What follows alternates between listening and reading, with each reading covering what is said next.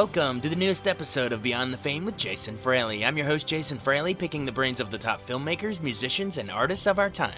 Marvel's Loki drops on Disney Plus today, and the CMT Music Awards are tonight. So we're combining superheroes and country music with Tom Hiddleston, who joined me in 2015 to discuss his Hank Williams biopic, I Saw the Light, and talk smack to Batman and Superman. I'm here with the one and only Tom Hiddleston. And director Mark Abraham. Gentlemen, thanks so much for taking the time. We really appreciate it. You're probably one of the most famous villains of this whole era as Loki. I think I read Superman's maybe your favorite superhero, right? Is that right? Well, I've said that before because I'll never forget the first time I saw it. I must have seen Superman directed by Richard Donner with Christopher Reeve when I was 5 or 6 years old. 1978. Yeah, and I probably saw it on VHS or on television, and I was like, I don't think I've ever seen anything greater than that in all my days. There are only 5 years worth of days, but as a kid, Christopher Reeve was I'll never forget it. He was the first real superhero. What would Loki, what would his strategy be against Batman and Superman? How would he take both of them out? I think he'd be amused that the children are playing. I think he'd sort of somehow he'd sit high up in a tree and watch them throw rocks at each other. I honestly don't know. I mean, you're giving birth to a whole idea here, which is the idea that the Marvel universe could somehow cross-pollinate with the DC universe. I mean, fans' minds will explode at this point. I don't know. What would Loki be like? I don't know. It'd be interesting. I feel like Superman would present a challenge, but he's got form with people who wear red capes and fly around. Thor has a red cape and flies around a lot. So I think he'd just be slightly exasperated by their need to go another 15 rounds in the ring. Do we have to do this? You know what I mean? I've been here before. I couldn't possibly tell you. I think he'd just be generally amused and patronizing about the whole thing. I think all you'd have to do is take a country guitar and smash it over both of them. Hey, when did you first discover this awesome Hank Williams music? I mean, for me, it was through my grandfather. He used to play in a country band until he cut off his thumb and all that stuff. So I grew up listening to that sort of stuff, But what was it for you guys? I can't remember. All I know is that I've known the words to Hey Good Looking for a long time. I don't know why or how, but people say to me that Hey Good Looking's like Happy Birthday. It's one of those things you can start singing Hey Good Looking anywhere in the world and people will join in. Respond what you got cooking. And they often don't know that it's Hank Williams. So that's how I knew Hank. But until I read the script, I really had nothing. I had no knowledge of his life, his circumstances, his marriage. All that stuff was new to me. Right. How about you, sir? When did you discover Hank's music? Well, my grandfather didn't play in a country band, and he didn't cut off his thumb, although he could have because he was a butcher. Heard it here first. However, I grew up in Louisville, Kentucky, which is up I-65 from Nashville. So I was a country music fan pretty much my whole life. I started listening to it when I was very young, and I listened to George Jones and then Merle, and then a big Chris Christopherson fan, and Willie. And ultimately, though, as I've always said, if you are listening to those guys and you're listening to the radio, no DJ is going to play a set without eventually playing a Hank Williams song. And so I started hearing all Hank. And I knew a lot of Hank songs before I even decided to write the piece of material about him, write the script. And I ultimately knew a lot about Hank because after I got older, I started doing some research on Hank. I just thought his life was just so extraordinary, and he had died so young, and so few people knew that he had died that. I mean, because you look at pictures. In his 20s, right? He was 29 years old. So when you see him, he looks like he's 45. And then you find out he was only 2 months into his 29th birthday. How did you go about sculpting the voice for that? What sort of research does that involve? Obviously listening to the songs over and over again, but how did you go about sort of mastering that? Because some of those inflections are tough, especially like a Lovesick Blues. There's a lot of up and downs, and that wail is very signature. So how did you sculpt it? And then kind of piggybacking with that question, Was there a certain song that came more natural, and was there one that took a little more work to get those inflections? Jason, I can tell you, I've recorded "Why Don't You Love Me" in an hour, which is featured in the movie, and I recorded "Lovesick Blues" in about 10 days. There you go. Yeah, so "Lovesick Blues" was my Mount Everest, because Hank's control over that song is so masterful. And he used to say, when he performed it live, he said, "The song I've played 13,000,001.5 times." He had the luxury and the privilege of having practiced it for years, and I had about 2 weeks. And the thing I did, and I couldn't have done it without him, was I moved to Nashville, Tennessee, and I lived as a guest of Rodney Crowell, who was our executive music producer and my guide through the woods. He himself was a huge Hank Williams fan. He saw Hank Sr. on his own father's shoulders at the age of 2 when he was a child. It's one of his earliest memories. And he's been playing music for 40 years, understands Hank's music, the footprint of Hank's music on the rest of 20th century culture, and he was able to piece it out for me and to deconstruct it and demystify it. And like you do anything, if I was playing an Olympic sprinter, I'd have to run a certain number of miles a day. Different biopic. Right. But there was an element of, look, it just takes practice. You just have to keep going back into the studio and having another go, and every day it would get better and better. I would have more control over the songs, and more fun with it. In the end, it was a mixture of control and release. Like all things, actually, all physical things. There's part of you that has to be very precise, another part of you has to be very free.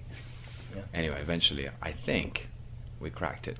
Right, definitely. I think the Your Cheating Heart scene in particular, I think that works really, really well. So, nice work. That was one of the ones that we insisted, Rodney and Mark both insisted I sing live, because the lyrics to Your Cheating Heart are so pained and so sad, that in order to transmit that, I didn't want to record it ahead of time, and I wanted to it was actually an acting challenge as much as it was a singing challenge. Sure. because what I needed to convey was the pain he was in and how that was connected to the song, which is an acting job as opposed to a singing job. It's an interesting thing. And when Hank recorded Your Cheating Heart, was one of 5 songs he recorded in his last recording session. 2 of them ended up going, I think, becoming number 1 or number 2s. And Your Cheating Heart, there was never played while he was alive. Wow. Because he recorded, maybe just at the very, very end, because he recorded it, and he was in such pain. He did it sitting down. He was exhausted at the end of that, and Tom just beautifully renders that pain. Awesome. Now, so cracking the vocal structure and everything was sort of his job, but for you, I thought I picked up on some little directorial symbolism you're going. He's often lying down in the back of cars. Is that something that was in the script, or did you write that not in the script and then you came at that from as a director, or was that even conscious? Well, I mean, the thing is that Hank was in pain. His back was always painful for him. They didn't discover he had spina bifida occulta until he was much older. So pretty much whenever he had a chance to lie down, he did. He took the weight off. And in those days, traveling around, they didn't have tour buses like Willie's got these days. They were traveling around in the back of that Packard, and it was painful. It was exhausting. And Hank, he was the big boss, so he commandeered as much space as he possibly could.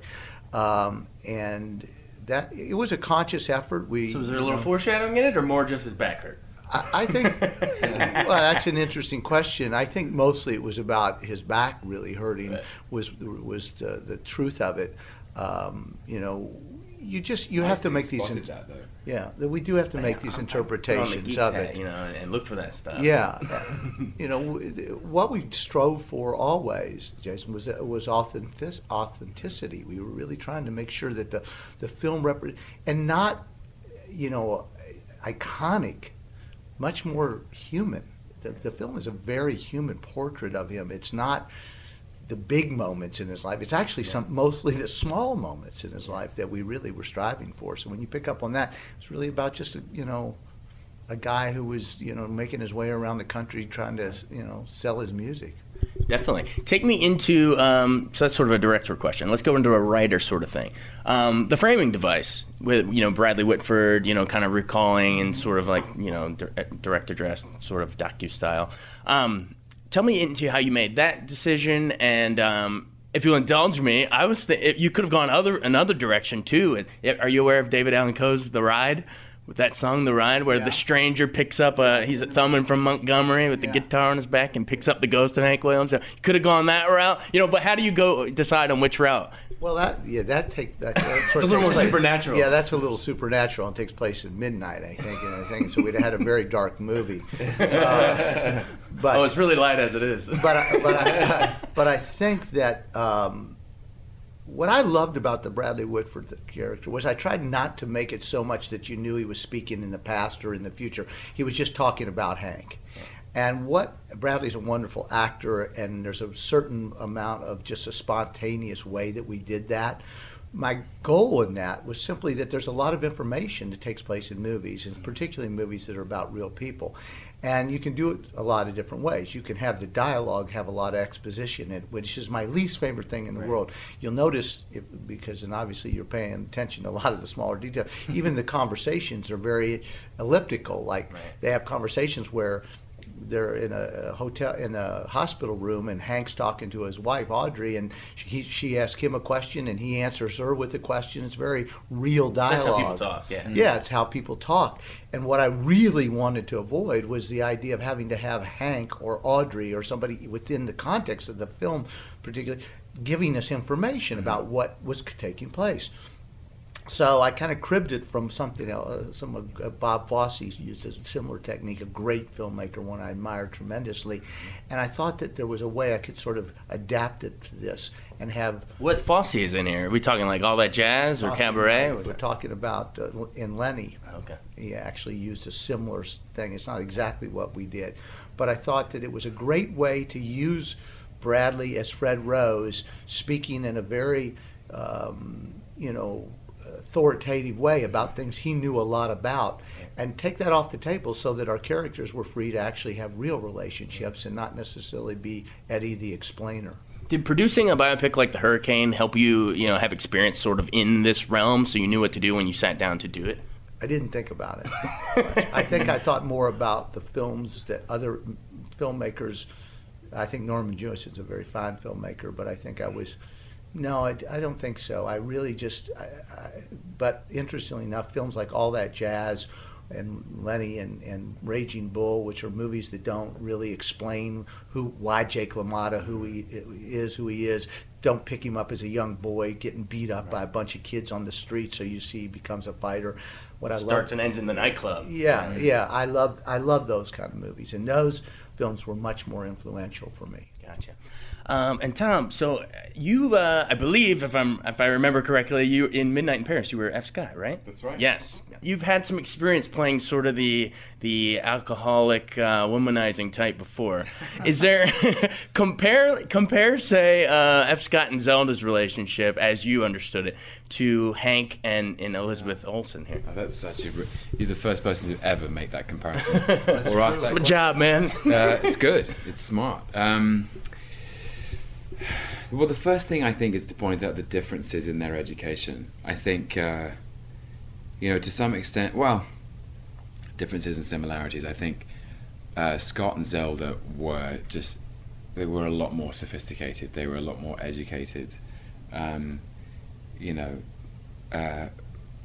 had that sort of Princeton sheen and smoothness of that particular time.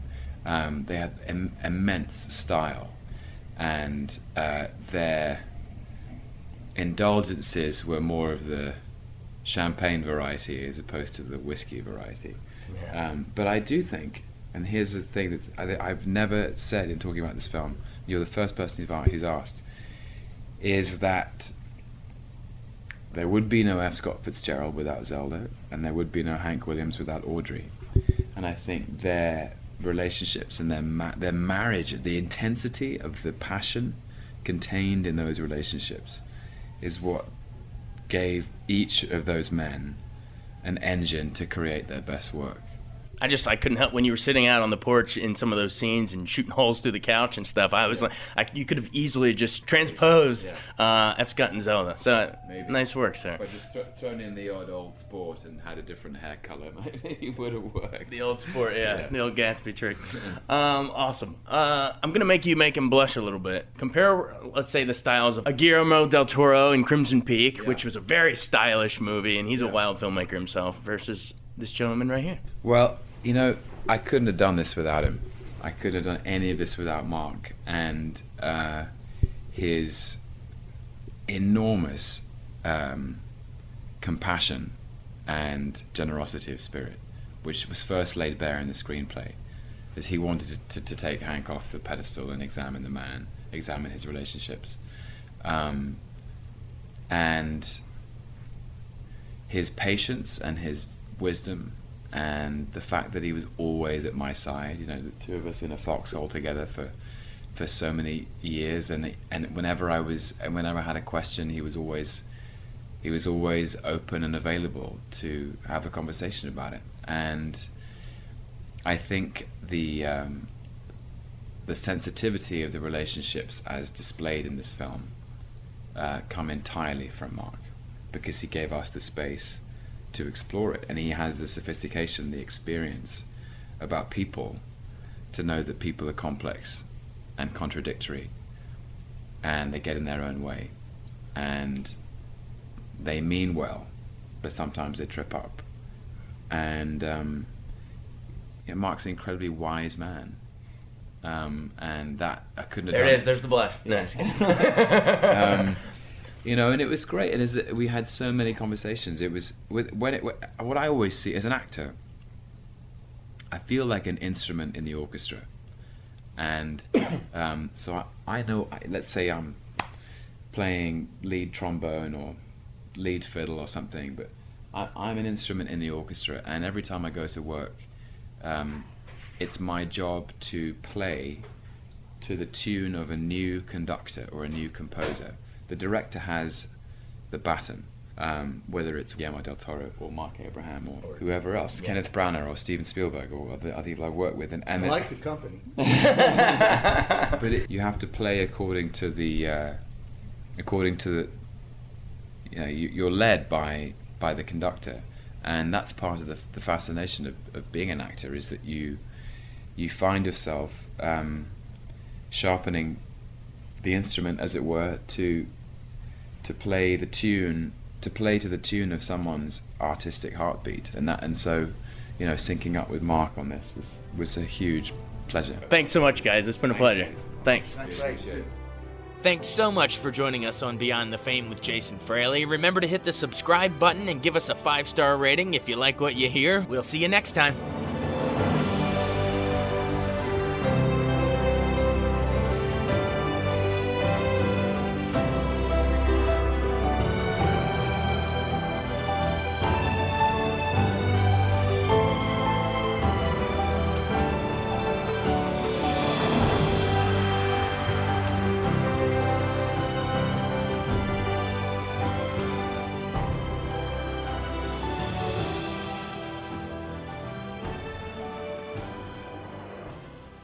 I wanted to take a second to tell you about an app I really enjoy. Living in the DC area is great, and Podcast DC gathers all of the local shows that I like all in one local app. Health, sports, local news, politics, and so much more. Podcast DC is the new local app with hundreds of DC area podcasts to choose from. I can earn exciting rewards just for listening and share the podcasts I love instantly. Available in the App Store or in Google Play, listen local with Podcast DC.